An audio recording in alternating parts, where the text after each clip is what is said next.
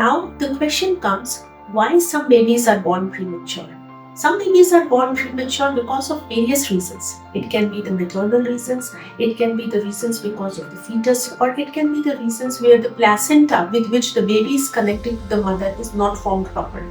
So when we talk about the maternal reasons, any kind of maternal illnesses like diabetes during the pregnancy, hypertension during the pregnancy, or if there are any other concerns like thyroid abnormalities, anemia in the mother during the pregnancy, all these things can lead to the prematurity. Not only that, any kind of chronic illnesses in the mother, like any kind of heart disease in the mother, any kind of other abnormalities like chronic hypertension, if the mother is hypertensive right from the very beginning, if the mother is diabetic right from the very beginning, and all those things can lead to prematurity in the babies. When it comes to the fetal causes, when the baby is not formed properly, if there is any congenital deformities in the baby, if there are any genetic or metabolic problems in the fetus, if there is any kind of problems in the fetus, like if there is a very very small baby which is called as Aiuchia baby, or if there is a very large baby,